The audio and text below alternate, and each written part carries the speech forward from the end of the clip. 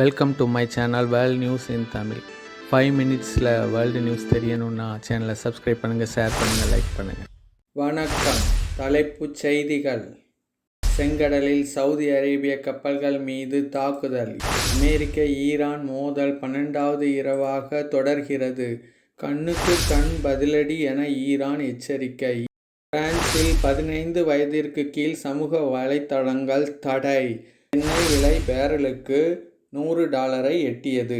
அமெரிக்காவின் வரலாற்றிலேயே மிகப்பெரிய பாதுகாப்பு மசோதா நிறைவேற்றம்.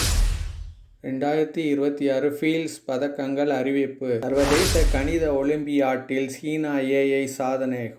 நீட் வினாத்தாள் கசிவு எதிர்ப்பு போராட்டம். அஸ்ஸாமில் வெள்ளப்பெருக்கு பாதிப்பு. பிரிக்ஸ் பேரிடர் மேலாண்மை அமைச்சர்கள் மாநாடு. காமன்வெல்த் விளையாட்டுப் போட்டிகள் 2026 தொடக்கம். ஷி ஜின்பிங்கின் அமெரிக்க பயணம். நியூசிலாந்தில் மின்சார கட்டணம் குறையும். உலக வங்கி எச்சரிக்கை.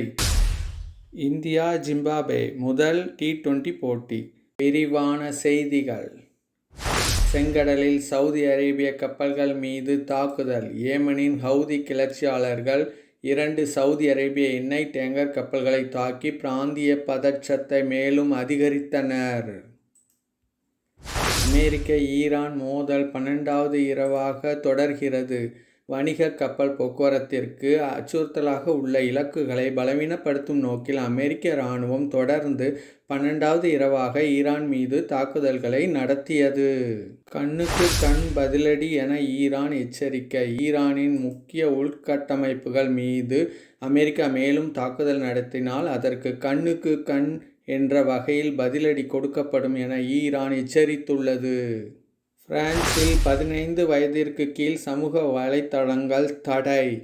15 வயதிற்குட்பட்ட குழந்தைகள் சமூக வலைத்தளங்களை பயன்படுத்துவதற்கு சட்டப்பூர்வமாக தடை விதித்த முதல் ஐரோப்பிய ஒன்றிய நாடாக பிரான்ஸ் மாறியுள்ளது. எண்ணெய் விலை பேரலுக்கு $100 எட்டியது.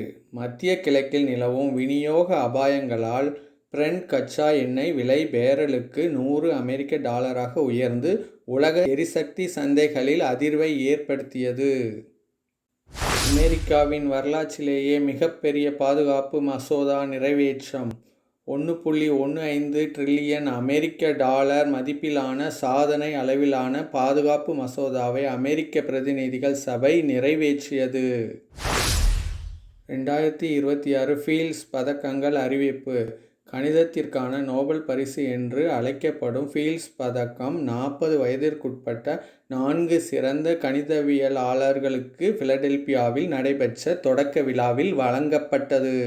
சர்வதேச கணித ஒலிம்பியாட்டில் சீனா AI சாதனை. ஹுவாவை உள்ளிட்ட சீன தொழில்நுட்ப நிறுவனங்கள் தங்களது செயற்கை நுண்ணறிவு மாதிரிகள் சர்வதேச கணித ஒலிம்பியாட் IMO வினாக்களில் முழு மதிப்பெண்கள் பெற்றதாக அறிவித்துள்ளன.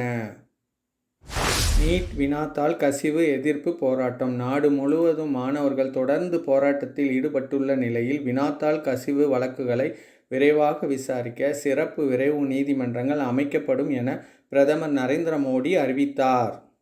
அஸ்ஸாமில் வெள்ளப்பெருக்கு பாதிப்பு. அஸ்ஸாமில் வெள்ளம் தொடர்ந்து மோசமாகியுள்ளது. 6.5 லட்சத்திற்கும் மேற்பட்ட மக்கள் பாதிக்கப்பட்டுள்ளனர். பலர் உயிரிழந்துள்ளனர். பிரிக்ஸ் பேரிடர் மேலாண்மை அமைச்சர்கள் மாநாடு. பேரிடர் தடுப்பு திறன் மற்றும் அபாய மேலாண்மை ஒத்துழைப்பை வலுப்படுத்தும் நோக்கில் பிரிக்ஸ் நாடுகளின் பேரிடர் மேலாண்மை அமைச்சர்கள் மாநாட்டை இந்தியா புதுடெல்லியில் நடத்துகிறது. காமன்வெல்த் விளையாட்டுப் போட்டிகள் 2026 தொடக்கம். ஸ்காட்லாந்தின் கிளாஸ்கோவில் 2026 காமன்வெல்த் விளையாட்டுப் போட்டிகள் அதிகாரப்பூர்வமாக தொடங்கின. காமன்வெல்த் நாடுகளை சேர்ந்த ஆயிரக்கணக்கான வீரர்கள் இதில் பங்கேற்கின்றனர். ஷி ஜின்பிங்கின் அமெரிக்க பயணம். சீன அதிபர் ஷி ஜின்பிங் செப்டம்பர் 24 அன்று அமெரிக்கா வருகை தருவார் என டொனால்ட் ட்ரம்ப் அறிவித்துள்ளார். செயற்கை நுண்ணறிவு AI உள்ளிட்ட முக்கிய விஷயங்கள் குறித்து இரு தலைவர்களும் ஆலோசிக்க உள்ளனர். நியூசிலாந்தில் மின்சார கட்டணம் குறையும். வாழ்க்கை செலவை குறைக்கும் அரசு அமைப்போம் என புதிய பிரதமர் ஆண்டி பர்ன்ஹாம் உறுதியளித்துள்ளார். முதல் அமைச்சரவை கூட்டத்தில் மின்சார கட்டண வரியை குறைக்கும் திட்டத்தையும் அறிவித்துள்ளார். உலக வங்கி எச்சரிக்கை. மத்திய கிழக்கு போர் தீவிரமடைந்தால் 2026ஆம் ஆண்டில் உலக பொருளாதார வளர்ச்சி 1.3% குறையக்கூடும் என்று உலக வங்கி எச்சரித்துள்ளது. இந்தியா ஜிம்பாப்வே முதல் T20 போட்டி ஸ்ரேயாஸ் ஐயர் தலைமையிலான இந்திய அணி முதல் T20 போட்டியில் ஜிம்பாப்வேயை வீழ்த்தி தொடரை வெற்றியுடன் தொடங்கியது. இத்துடன் செய்திகள் நிறைவடைந்தது.